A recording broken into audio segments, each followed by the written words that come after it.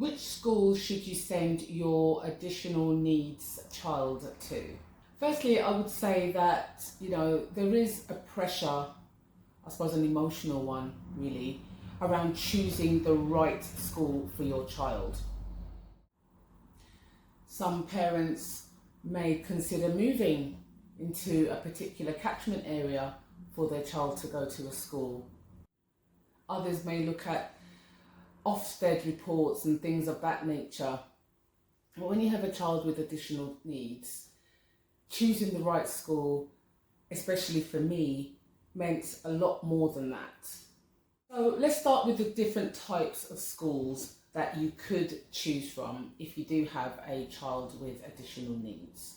So you have your mainstream schools, that may be your local comprehensive or high school. They may or may not have SEN support, special educational needs and disability support within the school. They may have teachers who are trained to manage and deal with children with additional needs. Or you may wish to look at specialist schools that just will cater for your child and take into consideration their specific needs. Your child may have an EHCP, and I spoke about that in my previous video. There are also resource bases and units within mainstream schools that you could consider.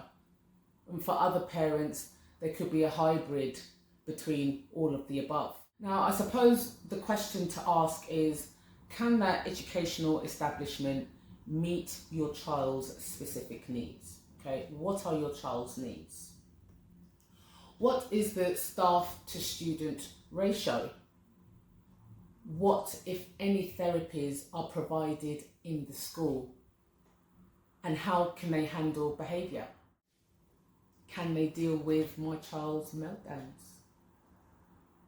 So I'll just talk a bit about our experience. So my son is currently in a resourced special nursery school, and he's due to move on to what we call reception. Now, when I was looking at schools, I did consider mainstream schools. There were discussions that, yes, my son does have additional needs. He's non-speaking, yet to be toilet trained. So we looked at mainstreams, but mainstreams with a resource provision or an SEN provision inside.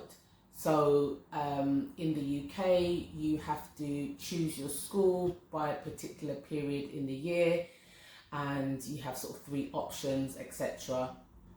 If you want your child to go to a special school, you wouldn't necessarily go through that process. And I've heard some parents sort of say that they refuse to even consider or even choose 3 mainstream schools because they just wanted their child to go to a special school. For me, I wanted to see what we had locally. Obviously, I know that my child has got additional needs, but I just wanted to see whether he could manage in mainstream with an SEN provision. So I chose 3 of those schools, and I went to visit each and every one of them. Now, there was one school with a provision which is fairly new, and it mimicked a special school. Okay, so when we went to view that base, that resource provision within the mainstream, it was fantastic. I couldn't fault it. And the teachers and the support staff, you just know they're in the right job. You just have a feeling as a parent, don't you?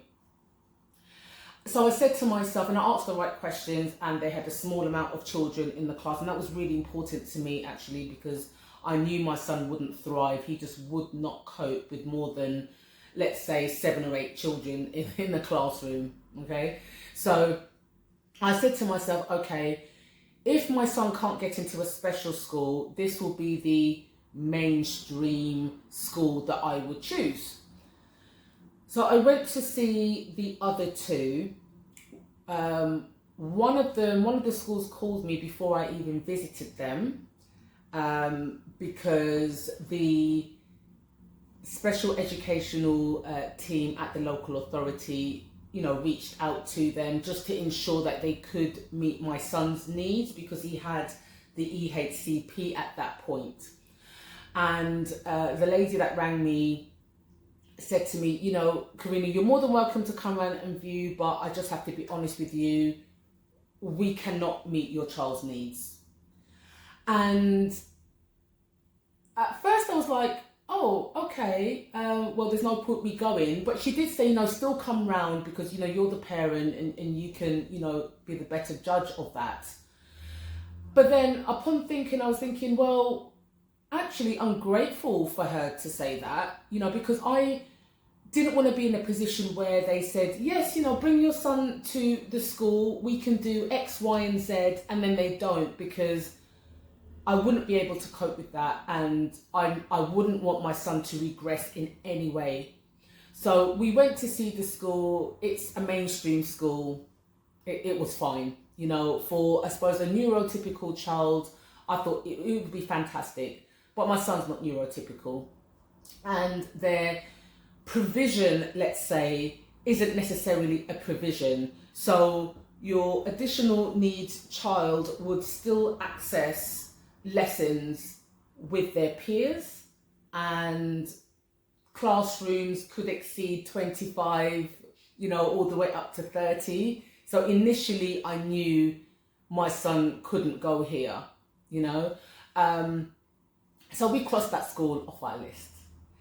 I went to another school, similar setup to the second school, where, they say they have an SEN unit provision, but with respect, it wasn't really what I was expecting. It was more, they are in the main classrooms with their peers. They may go to a different room, if they need regulating. And they talk about inclusivity. And, okay, I just want to be careful what I'm saying here. They talk about inclusivity. I didn't feel that it was very inclusive, if that makes sense. So, yes, I want my son to be included, but it just didn't feel right to me. And that's just my personal opinion. This is just my experience. You may have, a different story and a different experience, and that's absolutely fine. But for me, it was a case of my son needs special school or he doesn't need a special school. When I went to the latter school and I spoke to the Senko there, and I was explaining to her that, we did go to another school and they did have, like a proper provision, and it was only sort of like a handful of children there, and this is what they did, and X, Y, Z. And I said to her that, if my son couldn't get into a special school, I'd possibly be looking at that. And she offered me, I wouldn't say advice, but she said this to me. And again, when people say things to me, it sticks, because it's absolutely true. And what she said to me, she said, Karina, I hear what you're saying, and your son is welcome here. I would suggest you think about applying for the special school first. She said to me, it's easier for your son to go to a special school first, and once he starts making improvements and meeting his milestones and his needs, you may then decide as a parent, okay, he doesn't need that much assistance in this special school. He can now go to the other school that has that resource provision, that could deal with his needs. And she said, it's sometimes more difficult to start in a mainstream, even though that mainstream has got the SEN provision. She said sometimes it's difficult to start there and then want a special school afterwards. And that just kind of stopped me in my tracks. Okay, from then, I thanked her. We spoke for such a long time. I did feel welcome. I felt that my son was welcome there. But I just knew, honestly, it wasn't for him.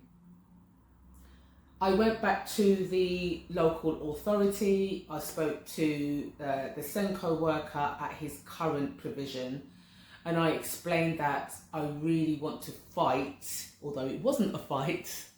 I really wanted to apply for my son to go to a special school. Okay, I felt that that's what he needed. I felt that at some point, you know, he will meet those milestones. He will be all right. And then at that stage, I can then reassess things, and he could then go to the other school, which was, I suppose, my second preference. Okay. And I know for some parents, there's this stigma around special schools. I'm not going to go too much into that for the purposes of this video. But what I just want to say is, from my perspective, you know, being in that space currently, it's not even about other people. It's not even about the stigma. You know, I visited the special school last year when they had like an open day, and I took the advantage to, you know, do the tours and speak to the teachers and see the other children, and the facilities that they had, the hydrotherapy pools, the fact that they've got specialists, they've got on-site nurses. They've got speech and language therapists that come in a few times a month. They've got occupational therapists that come in. It is just, it's what you would want for your child. For me, it's what I wanted for my son, okay? And I know him coming from a resource provision, as in the nursery that he's currently at, he just needed that as the next step up. I felt like going from a resource nursery up to mainstream, even with that resource provision in the mainstream, was too much of a leap for him. So I made my feelings clear to the professionals that were dealing with my son and the EHCP. And it just so happened that there were spaces at the special school to start in September. That school was named, so we did revise and amend the final draft, and that can also be done. So we revised the EHCP, we named that special school, and I did receive confirmation that my son will be starting there in September.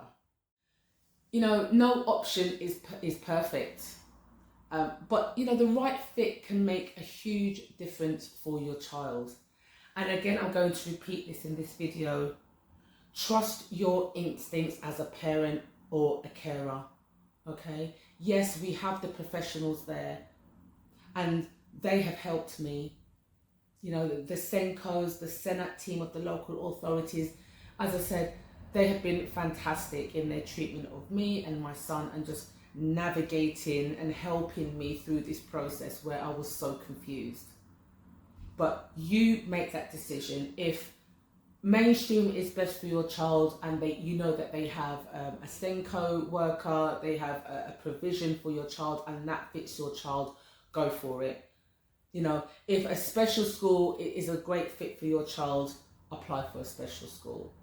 Okay, if you need a hybrid between the both of them, again, give yourself that grace. You know your child better. I can't speak to homeschooling. For me, that wouldn't be an option for my child. But again, I know parents that have homeschooled and their child has thrived in that environment. And I'm never going to say never.